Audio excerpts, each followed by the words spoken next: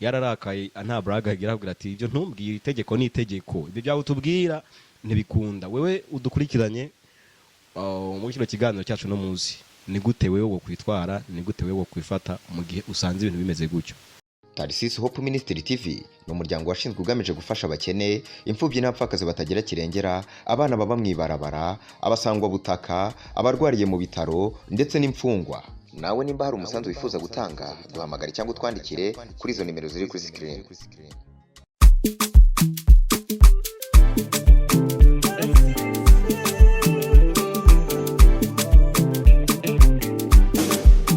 Yes. Good morning cyangwa se good afternoon cyangwa se mwaramutse cyangwa mwiriwe buri wese aherereye bivanye n'ibyo abo arimo mu masaha nk'aya ngaya. Twe tumeze neza agataho turashima Imana nta kibazo na kimwe tuba twifitiye tuba twicaye twipoweye. Amasaha ageze nyine hano twebwe hano iwacu urabona amasaha cyageze sinzi hari iwanya hageze ariko tumeze neza. Nabona ndashaka ngabo na bose mwenga sinzi ikintu nk'iki arashavuye ari guseka ariko nizira ko hagati bose bameze neza necyaye microphone zibiri niba nza kuba ndi mu mwanga wo kuyiguvugiramo gutya no bimbaza ari kumenye ko tugarutse muri ya ntumbero nyene ya bya biganiro musanzwe mukunda nyane tadukanye Joseph Uzeyimana cyangwa se Jeff Wizo cyangwa se Nzobi nije muri kumwe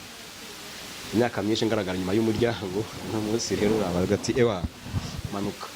naora ngira gutya nkamanika ukuboko kwa kundi bavuga ngo nanje ndafise ijambo ati inguvuge bavuga bagatabansubizayo uno munsi nagize amahirwe yo gushobora kuba nanje ndi kumwe nabana bajene cyangwa se ino generation hako nyine jemaze kwirenga ko ndakuze cyane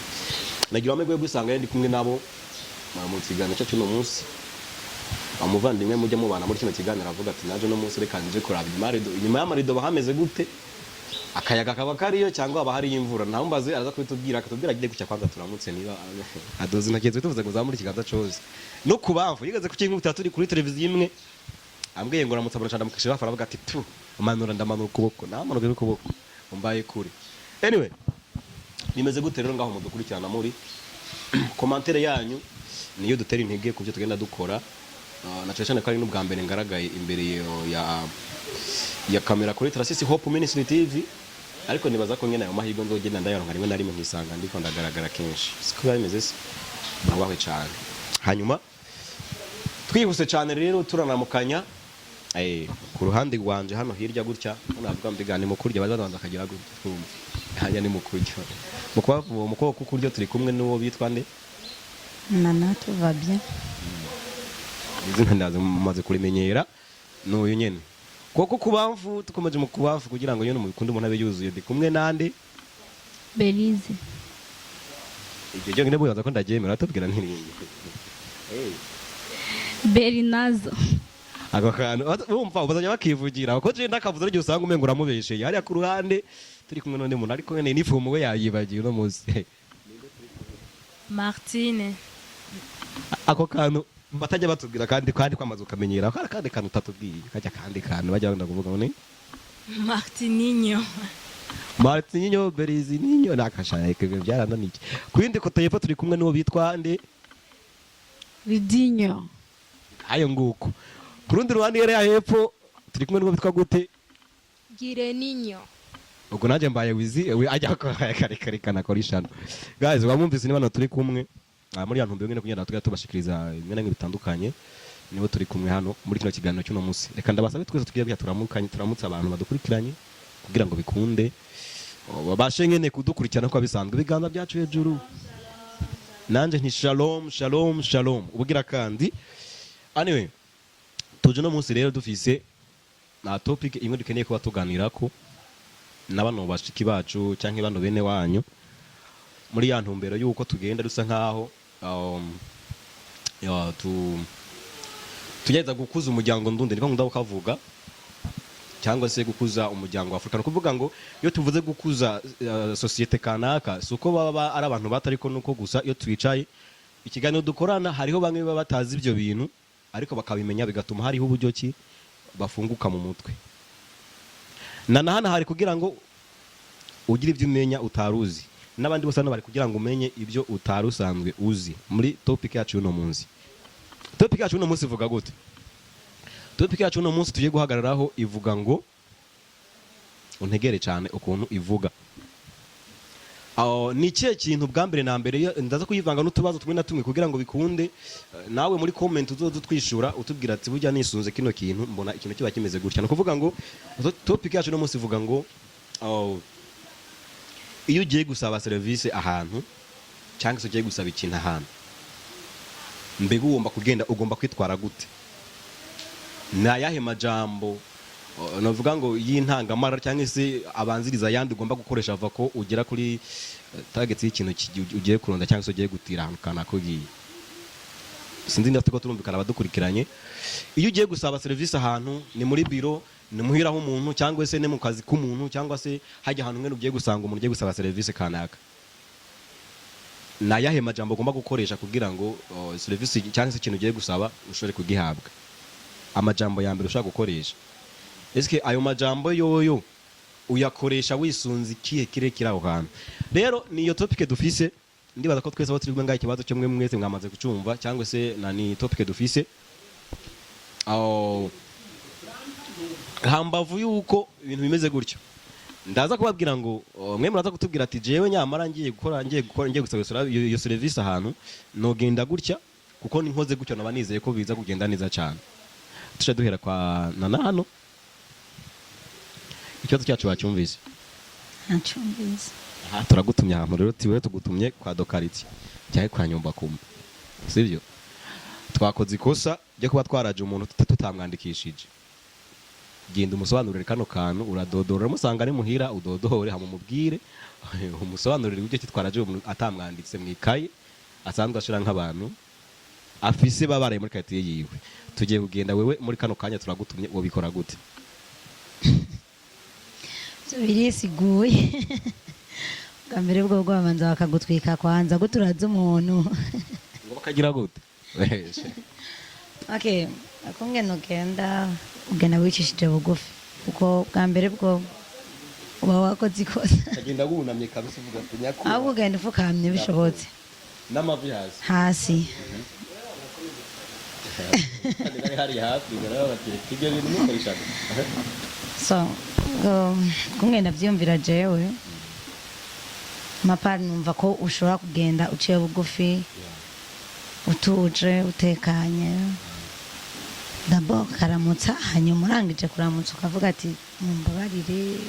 kuno narenze ku mategeko, nitwaye ko bitategerezwa. Hamugasigura ikibazo cawe nyene cuko ngene waraje umuntu utabivuze. Ntibatsa ko ari ivyo. Ako kanyo ukabara wayimubwiye akaja kaguteragura hejuru, wewe none ikaritiye ni gwawe n'iki n'iki. Icyo gihe wowe ubumeze gute? Uzakomeza gusobanurisha ikintu umeze gute? Namaze kumva ko yamaze no kuba yanarakaye kabida nk'umurongozi bavuga ati wa mugani nko akavuze utangira ushaka kwisanga n'amakofe nana yariyemo. Umva we uramubwiye uroroshe nyine kwatubwiye tugaca mu cyo ati nukuri byaratugoye umwanya tubana muto ari kuvuga ati ntibishoboka no. Nawe yokwirakaza, nawe yokwikaza, nibaza ko wowe bivanye nuko wagumye ubyifatamwo. Burya bavuga ngo amanyamategwa n'agashambara. Wewe kubera ko abazi ko ari umutware ashobora kubikora kugira ngo amanza arabe ingene uza kuvyitwaramo. Mugabo ugumye kuko hari abandi bantu b'amanyama nka wewe ntiworoshe. Rero jewe se reka ntuneza abantu ntimubizi ko ndi umwana muzima je ngo je sinoroshe. Bantu b'Imana uyu mukobwa jewe buri hari ukuntu reka tubonane muri comment bagezoje bazobitubwira. Murabizi takana kazi nyuma y'amarito ngubise y'imyaka iyo aruigaze ubona bambwira reka rero kubera ko nk'ubu je nanje ndakaze rero nciye nza kumbe wavuga wowe ntiwavuga je Imana ishimwe. Navuze wewe nk'ubu ni Nyumba Kumwe, hanyuma jewe ndumwe yaraza umuntu ndaje. Wewe rero utanguye umwanga atakujya wabikoze bwa mbere nyene ncamanza nkakureka amanyama kaduga ukaguruka, hanyuma uturuye nkongera nkavuga. Aho none gusoye mu gipangu n'imigiri ni gute mvugo nkivugana uri mu gipange wanje? None uwo mvugisha kandi ntabishaka. Reka twumve hano ku ruhande kwa Berize. Berize ibintu byemanyana na ntuzana ku ruhande hano. Ko ndavyumva ni nko kwa Nana. Urumva ko jewe noba ndi mu gipange wanje byongereho ndi Nyumba Kumwe. waraje umuntu cyambere na mbere ntabizi wewe uraje urasobanuye ububeshi bwawe cyangwa se ukuri kwawe ntumbaze wumvise ndakaza urahoze sibyo aha mvanzemwe n'inshi n'amakofe byose buriya namakoze ikosa mpohoteye ute kandi ugomba kunsobanurira urumva hari ukuntu abantu bafite diplome yo gushwana sasa uramubwira ati ni kubera iki wakoze ibi nibi urabona ni umva ukabura ukuntu usobanura ico gihe wewe urumva rimwe na rimwe sinzi kubabigenza gusa nibaza yuko wumva uguhora siri ko bino bareka tugana na hano uko nawe ariko ubigenza kubera ko we bavuga yuko bivaye nuko n'abasanzwe n'akazi yo kureka n'akaza gukaramuye bari gukara mu gipangu cy'abandi abantu bacu umugani ngakaraho kaba ubwo wansanze muhira wewe sasa uri kuramushigikira jewe mwene no bigenza ku ruhande rwanje nogenda nkisigura yanse kunyumviriza dugije umunwa nkuko kwana nari yavuze nkaca manza nkahora akavuga yumvise arushe hama nkasubira nkavuga yanse kunyumviriza naho yoca akora ico ashaka witaye nitahira kandi ari kwa mutware umva waje nkomeje ndavuga ugati kora ico ushaka uca wisohokera ati ndanitaye andekuye nkatanu tanye ndagutora wa mushitsi wawe ndamutambikana ndamurengana hari iki nguko Martin wewe ibintu by'abakobwa ari bariko barambisha wewe uwo bigenza gute kwanza ko kanya tukubwiye ati nkuko turabibwiye nkuko karabivuga hano wewe wokora iki cyambere je no genda ko mu chef de quartier tukaganira nka musigura ingene byagenze atanga ibintu by'induri ndakuraye naje sinomureka aha ngaho tubwire wewe urumva uyu ni we muntu wanje ubundi atanga ibintu tuca duterurana twese aguruke nawe ugurwe none yakwibye ko yaje akaryama gusa wari matara wadutije kubera nyene uba wamusiguri akanka kukumva rega nawe uri umuntu murashobora kumvikana muri ico gihe yanse kukumviriza asitanga ibintu by'induru nawe ucumukwega n'indi nduru nimba babashikana kure mukajayo kubera namwe nyene murangana mwese nimba kusumbije ico ceo hakuna shida mwe bote mutangana Marite turamuhaye ubuyobozi karabahaye kubera ko grati jewe ni gute uza kungurukana ngo nuko ndi wawe kumusumbije gatitire kinzi 10 twarashahu ni nyumba kubitwavuze urumva mwandi majambo raguruka nanje nguruke ariko icyo nzi coco wewe nubwo buri kuraguruka urazi ko wakoze amakosa agatabo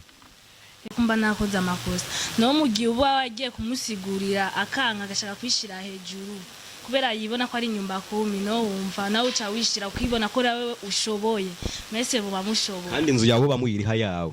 ndapfuye katwumveri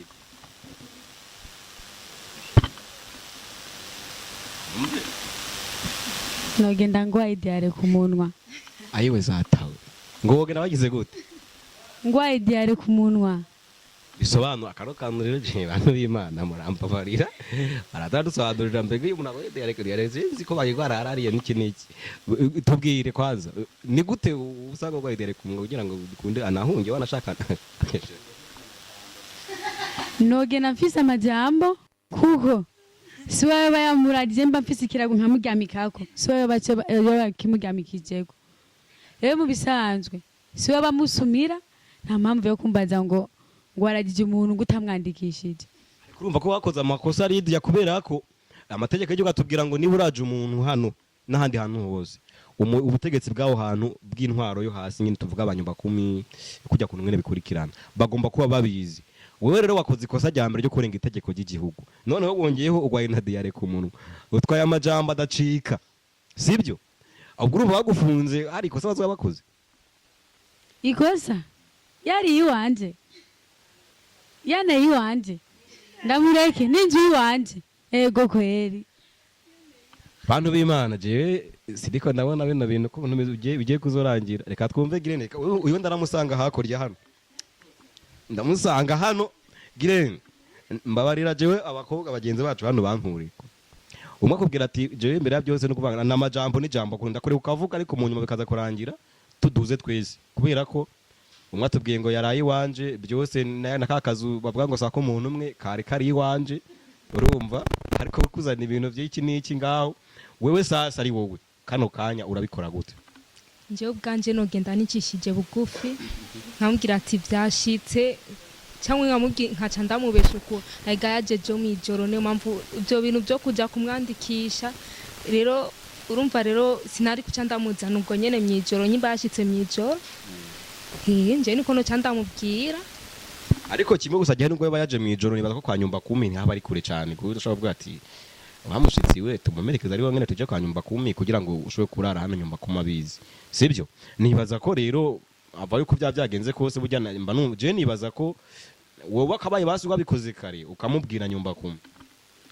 oya nk'ubu arega biravana n'amajoro ayariyo nkugasanga ashitse nko masaha 4 saa 5 ngenda kudodera ku muntu ngo narose umushitsi pfuma ndamuzindukana mu gitondo ndamujana kwa nyumba kumi ndamubwira ati ndafise umushitsi ngana shaka umunyandikire jewe nza kuba ndi dokariti uyu munsi ndaca ndarantuye Maritine nkamugira nyumba kumi kuko yo banshoboreye yo bavuga ngo ibyo kuzakuzana amasura y'impuhwe umubwira ngo urabona iki niki ko kabaye byabaye nani anyway nukuvuga ngo ikibazo cyacu ni iki namwe muri comment mutwandikire mutubwire mbega wowe nawe bigenza gute hambavu kusanze nyumba kumi mwatoye haje wanyu yararakaye nta braga agira avuga ati ibyo ntumbwire itegeko ni itegeko ibyo byawe tubwira ntibikunda wewe udukurikiranye muri kino kiganiro cyacu no muzi ni gute wewe wo kwitwara ni gute wewe wo kwifata mu gihe usanze ibintu bimeze gutyo twandikira udusangize igitekerezo cyangwa se abadukurikiye ibintu bigende neza cyane nibaza ko nawe ushobora kuba umwe mu bantu bagomba kugira icyo bafashije imbaga nyamwinshi cyangwa se abantu benshi badukurikirana muri kino kiganiro cyacu anyway hanyuma akandi kabazo nawe kavuga gutya ego none ku bwawe wewe ari wewe waraje ujya muntu wogenda kwa nyumba kumi umeze gute nawe tubwire kino kibazo ndacyariko ndashaka commentaire z'abantu turaza gufata conclusion namaze gusoma commentaire z'abantu badukurikiranye yishure sawa reka twumvirize. Bonjour, bonsoir, bon après-midi, ni Protector King wono musi nakoreye nyuma ya marido rero jembaye nka chef de qualité cenke nyumba 10 ukazana ubujanja nguzanya umuntu wamuraje nta mwanditsi baza nkatora we nkatonana n'uwo muntu mwese nkabatwara hariya iyo bashwara abanyavyaha abasore igihugu gisanzwe kibafise tubatora tuti we bigenda gute ngo muraza umuntu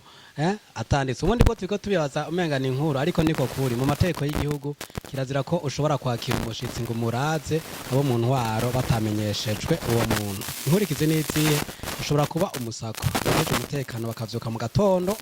ni kimwe twaje hano gusa baracivuga kibi sanga bajeje umutekano bugaya akarere bavuga bati umuntu adabise bimuranga muri ico gihe rero n'umuntu yaraye muri hotel afise atanditswe umuntu afatwa nk'umugizi wa nabi kuko ntaba yerekanye umwidondoro wiwe muri make igihugu ntikiba kimuzi rero igihugu kitakuzi c'est-à-dire que uba uri inkozi y'ikibi igihugu kiraguhana kuri ivyo rero tunumva topic mwazanya ari nziza cane bisaba yuko nka mu ntwaro nubwo natangwe menga ndiko ndabatera blague ukuri nuku iyo ufise umuntu umushitsi ugomba ashobora kuba aza kurara amasaha yose ashikiye abo mu ntwaro ntibasinzira amasaha yose ashikiye uragenda kwa dekorite cyo kwa donc ni kwa nyumba 10 kabira nyumba kumutinda vise umuntu munyandikire hanyuma kandi ko muri kajya gatabo k'umuryango hanyuma ajeje kwandikwa aca yiberaho atankomanzi rero uti aje gusaba ijambo kwa nyumba kumicaye kwa dokarite yogenda yitwaye gute mu mico kama y'ikirundi urupfasoni rwo bamye ruranga abarundi n'abarundi kazi uragenda wicishije bugufi ukavuga uti ukaramukanya ayo hanyuma kavuga iki kugenza mu rupfasoni abantu nditumeze kumwe arimo abo mu ntwaro bakatse kandi ni bon intare nyine igomba gukara naho ukamye kuntu yitwarako igihe agukariye ubwa mbere utangura kwibuka yuko uko yokara kose aragutwara kandi nawe ugomba guca bugufi imbere yiwe hanyuma ukavuga uti nyakubahwa vraiment nubwo munkariye mu mbabarire icangenza niki niki burya ijambo ry'Imana asumye rimbwira ngo kwishura kuyoroheje guhwama ishavu rero uyu muntu aje arakaye nawe ukarakara mana yanje birangira mwese mutanye mu makofe ibara rikacarirwa kandi aba mu ntwaro cyangwa abajeje umutekano baje wowe ufatwa nk'uwagiye gusindira umuyobozi kubw'ivyo rero iyo ugiye gusaba service ahantu si muri dokaretse kwa dokaretse cyo kwemba kuma hari hose usaba service uca no kumbaza naje yo nkorera amafoto canka nkorera video ugomba kuza witije bugufi ukazungara ko ngo nukuzanya yawe ndayaheba kuko ayandi baraza kuyazana muri make rero kwicisha bugufi nivyo vyanye biranga abarundi n'abarundi kazi merci. Umuvandimwe hari nyuma y'amarido tuvuge ngo uduhaye igisobanuro kizima ariko hari umuntu harataranyuka cyavuga ati n'ubu ntaremera nana wewe ni kubera iki ibisobanuro byose maze gutangwa n'abantu hano byose bakomeze kubitera ibyatsi baba bumva ngo ndabiteye igazo wewe bakomeze kubitera ibyatsi ndi kubera iki oya nyuma y'amarido numvise ko turi kumwe yanshigikiye ahubwo gusa hari akantu yavuze bwa ntatahuye nyene akahe turamusubiza mikoro aragasobanura ngo no kugenda ukubitana imitwe nka game over ujya mutwe shaka afise na munini aho jama afise umutwe munini wewe arya gutwara ugasanga kawe ni muto kagira ikibazo so ni kuvuga ngo yasobanuye byinshi cyane kandi tunamushimire tunamushimira by the way kuko yavuze avuga ngo bigenda kose umuyobozi ndagafata n'ikibazo wari wambajije jewe naje cyo uko no bikoraho hambavuka ari umuyobozi ni n'umuntu ahagaze mu gukoresha ubumuntu bwiwe no kuba ngena ashaka gutaraka ikibazo cyo wanashaka ishobora no kunabaho sorry no kunuma musanzwe munabanye muri kuko hagiye usanga no umuntu bavuze ko kwa rusangi ntiyitaba bavuze kugira ute ntaboneka cyo bwira nyumba kumenga urabona ngo ndaje umuntu bose namukuzaniye aragutwika kako ntakuzi mwene majambe no kuntu usanzwe witwara nawe agashiramo ko nawe wanashaka ari n'umuntu yumva uko bigenda kose nko kwari kura kimbaza ico kintu nande ndabashaka narakavuge nibaza kashobora kukumva cyangwa ashobora kugira iryo shavu akanashavura kuko iyo umuntu ari umurongoza akabona umusuma wese bakomye hariya ngo muri nyumba kumikwanaka undi bakomye hariya muri nyumba kumikwanaka agaca yumva wewe nana waraje umuntu avuga ati kumbe iri gicugu kigeze mucamuzana abajama baza kurara barayogoza karite z'abandi ubwo usanga rero aca gufata muri iyo chance rero no kuvuga ngo bivuye no kuntu no kuvuga ngo bivuye no kuntu ubusanzwe witwara muri quartier cyangwa se kusanzwe ubanye n'uburongozi bwaho hantu ashobora kukumva ahagaze kuri ico akavanga ko no kuba naho ngene uko yakivuze na Nigirene hariya birashoboka yuko kuba yaje bwije kavuga ati nubwo ngena nkamudodorera ashobora kutanyumva ariko uko bigenda kose simpaka ndanakongeye kukano simpaka barinde kunda kuza gusaka cyangwa se kudodorera ko niba uzi ko mushitsi yaje bwije zinduka mu gitondo ugende kwanyumba kumubwira ati sorry kabisa naroshe umusitsi bwije mbura ukuntu nshobora kugira ane rero nari nzindutse mu gatondo kugira ngo mumenye ko iwanje naraje umuntu ntarabimenyeje ariko nanje kubimenyesha sibyo aho ndi bagafumbira Irize tubyumva ko uko nyene umwe yavuga ko yogenda yarakaye n'iki byose kumwa Lydia tubyumva kumwe oya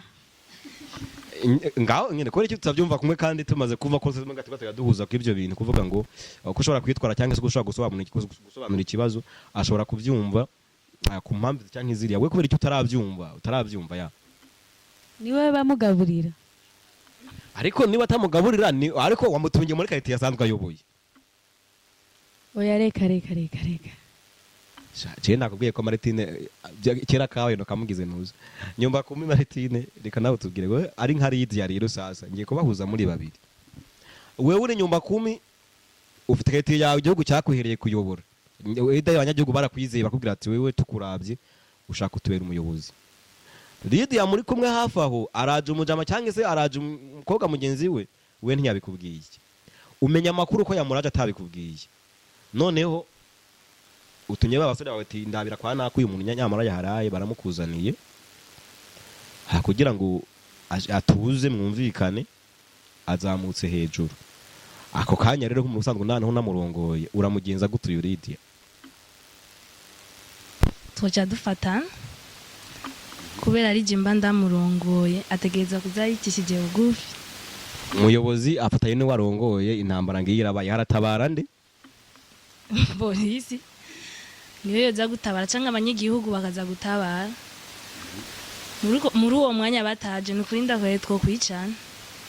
Lydia nawe uraho umurongozi wawe umubwiye ati nyamara jewe ndabona ibintu byakomeye ntuntera amajambo menshi yaraye iwanje rije namugaburiye birangira gumye makofe n'imigeri bibayemo uwo mwanya rero wewe murarwanye uraza kwitwara gute mu gihe abandi banyagihugu bagenzi baza gushwaduka bakaza gutabara uraza kwifata gute muri uwo mwanya Zanaje nawe ibinguvu no mutwika hama kavuga ati yego sinarango ni nyumba 10 sizo izo nzu 10 asumba kurongora ndi sinzozirongora no mutwika ariko mu gihe giko rero ufashe imyanzo kuva ushaka kubugwa ekanegene nani hano nawe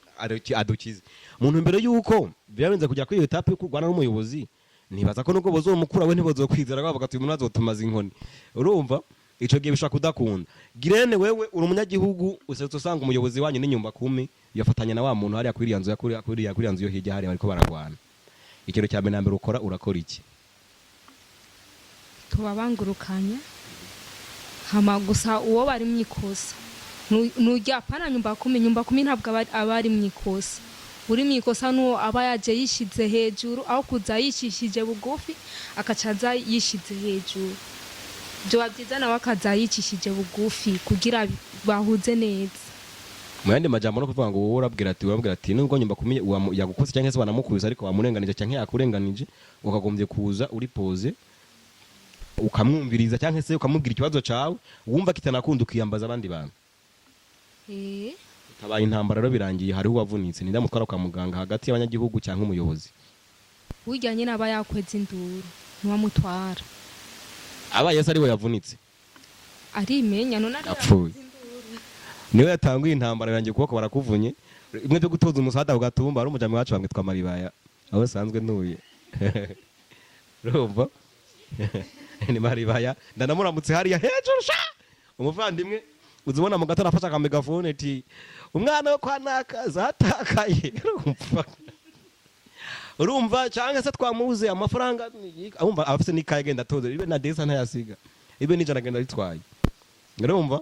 bagakusanya umusada ati nyamara hari umugabo yari yakubise umugore aramuvuna murabukuntu tujye kuvuza umugore atafira muri kayitiye yiwacu kandi barayatanga ubwo rero wewe uyo muntu yagwanye n'umuyobozi arivuna aramuvuna ni gute murashaka gutoza umusada ku gatumba muvuga ati nubwo tumutunze nk'ingara ariko reka turabuje tumuvuza oya ni tumuvuza yo kwimenya n'umuryango wiwe ndapfuye abarese ndababaza kubera ko intambara iracyari muri bo Berize umuntu aravunitse ni ku gatumba ni muri quartier dukeneye yuko uyu muntu nubwo ari ngare cyangwa se nubwo ari umunyamakosa ariko tugomba kwanza kuba tukaramira ubuzima bw'abantu wewe ugomba kuduhanura nk'abantu b'abanyagihugu bandi bagenzi bacu cyangwa se abanye ku gatumba cyangwa se muri quartier dukora iki kugira ngo hambavu y'intambara yabaye yaturutse ku muntu twaraje bitazwi noneho umuntu abivunikiyemo turakora iki kugira ngo bigenda kose tushoboye kuramira ubuzima bw'umuntu umwe cyangwa se uwundi muragerageza mukarondera amafaranga mukamvuza ubwo buri kumwe nanje kuvuga ati turabwira Maribaya ati fata megafone ngirumva tifata abantu nakasa mutwe hagati we Maribaya we fata megafone uzenguruke katubwira tuzarizo desa wabitse hari nuko nye Maribaya turakuba fata megafone tuvuze nyumba 10 cyangwa se umuntu yavunye nana wewe sasa ico gihe ikibazo wacumvise turabikora gute mu nyuma ko hariho umuntu yakomeretse cyangwa se yamaze kubavunika hagati ya nyumba 10 na wa wundi yigiza karakaje ari muri kariti nuko nyene nabwo Maribaya yubaho yabikora neza Maribaya yari yangaje kabisa kugira ati wewe nibuze ko nagukoreye akantu wa munsi bakuvunye ntamakana barumva kamukaraga karakinyura gati neje ubundi bonye bakubise no muyisite mamagara barumva mamagara nkwereke ukuntu ibintu bigenda kuvuga ngo uvuga ati ko bigenda kose tutoza uwo musada kugira ngo tunasozera ikiganiro cyacu muri kano kanya uyo muntu turamuvuja arakize yagwanye n'umuyobozi twebwe nk'abantu tuzi ko twese kijya note yacu naturuhije inyuma yo kuva mu bitaro turamukorera ikiwe mu kugira ngo ibyabaye ntibikongere kuba none mu gihe hakomeretse uwo muntu umuyobozi atakomeretse sangere murashobora kumuhanura atakintu kirekire imbabazi zibaho tumuca inzoga y'abagabo oya na Bibiliya bivuga ngo nushaka imbabazi harira abandi kugira ngo nawe uzogirirwe imbabazi muri ico gihe urumva ko we waba yihanye aba yarinze akomereka deje igihana aba yakirose Berize inyuma yuko uyu muntu amaze kuva kwa muganga turamugenza gute? murashobora kumuhanura ntazasubire gutera akajagari. Martine wewe uri nyumba 10 umuntu waramuvunye avuga ati ndamuvuna n'undi munsi n'undi azobizana ndamuvuna. Ariko rero tukubwa amahirwe baramuvuje bagenzi b'abanyagihugu aragarutse. Niye mpanuro uri buze gukoresha inama ku mutumba cyangwa muri quartier kugira ngo bikunde n'abandi bose bafite iyo ngeso mbi n'inguvu bifite bagateza nzona bamara. Wewe niye nama tubagira muri ako kanya? Muri uwo mwaka yamba namaze kumuvuma mba namaze kumuha n'indero. Yikikije bugufi akaza gusaba imbabazi. Nta na kimwe uwo mubabarira. Lydia uravuye kwa muganga bakuvunye ibintu bimeze neza cyane. Wewe nawe ico gihe uhita ubigenza gute ugatumba? Noshika bose ndabavuna. Shawe wewe noneho ndakurahiye n'ikindi kindi. Anyway, batufundira akagohe muri nyuma tubwira ko umwanya w'ikiganiro usa nkaho warangiye. Nta kindi kintu uvuga se kubwira. Wewe muntu wibaza ko ugatumba wanye ariwe muntu ukomeye ariwe muntu kazi. Ariko hejuru y'amategeko bujya uba uri umuntu woroshe cyane. Uko bigenda kose amategeko y'igihugu kiduhamagarira kubahiriza tuyubahirize kugira ngo twirinde izindi ngaruka dushobora kuza. Mu bavuze ngo kino kintu nticyemewe twumve ko kitemewe. Bavuze ko kino kintu tugomba kugikora wumve ko tugomba kugikora kugira ngo twirinde izo zindi ngaruka zizoza mu nyuma tukisanga two dusa nkaho twivanga n'abayobozi bacu kuntu bitari biri ngombwa cyane. Rero nukuvuga ngo wewe nk'umuyobozi nka nyumba 10 cyangwa se nk'undi muntu kanaka wese uvuze ukuntu usanze uyoboye abantu. Icyo twokubwira se kindi ni iki? Abo bantu usanze utwara simpene sinka mu gihe bakwituye bumvirize kandi kiri kintu naco kandi wumve ko ari bo bantu batahabaye ntuzokwitwa nyumba 10 ibintu bigeneza cyane. Rero dusezera mu cyo cyatubwira abantu ati bye bye mwakoze. Bye bye. Beriza tubwira abantu ati bye. Bye bye. Martine tubwira abantu Bye bye. Lydia ngo Bye bye. ni karancanze hariya ngo ngiki bye bye. twese hamwe tugira ati bye bye. Akakana nakasa mutwe bye goodbye. Tarsis Hope Ministry TV ni umuryango washinzwe ugamije gufasha abakene, imfubyi n'abapfakazi batagira kirengera, abana baba mwibarabara, abasangwa butaka, abarwariye mu bitaro ndetse n'imfungwa. Nawe nimba hari umusanzu wifuza gutanga duhamagare cyangwa utwandikire kuri izo nimero ziri kuri screen.